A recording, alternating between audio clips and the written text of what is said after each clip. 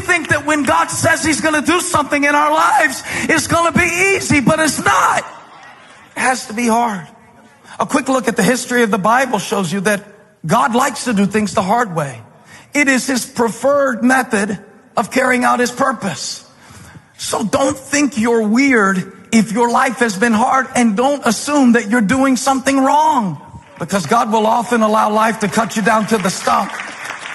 Oh yeah, he did it to Moses. Moses was called to lead the children of Israel out of Egypt. I won't take you through the whole Bible, but I do want to go to Exodus, because there's this interesting Christmas verse that says, out of Egypt I've called my son, because Jesus had to go with his parents to Egypt when he was very little, because Herod wanted to kill him, because God doesn't birth his son into the world into ideal circumstances, but into a very chaotic environment where Roman oppression was so common to the people that they feared for their very life under the madman named Herod. We think we have bad presidential candidates. I mean, this guy was killing babies in Bethlehem when he heard Jesus was born, because it represented a threat to the throne. And so Isaiah's prophesying to a people who were under Assyrian oppression, and Jesus comes into the world under Roman oppression, because God likes to come into hard situations.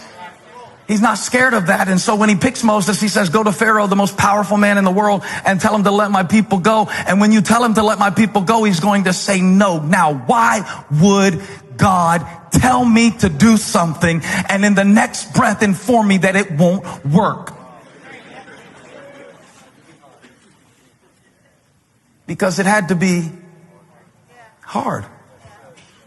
If it was easy for Moses, if he just walked up into Pharaoh's court and said, let my people go, and Pharaoh said, all right, Moses would dab on Pharaoh, walk out, and think he was convincing.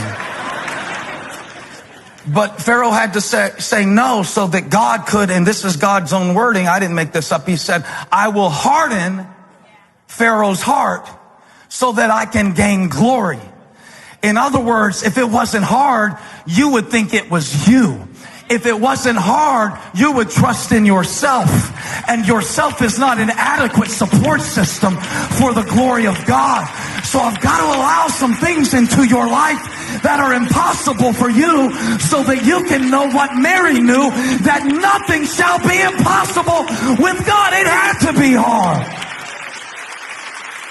By the time the Israelites came out of Egypt, they come up to the Red Sea, and God, instead of taking them around the body of water, watch what God does. God is kind of crazy. God says, I'm not going to take you around it. That would be the normal way. That would be the human way. Let's do it the hard way. I'm not going to take you around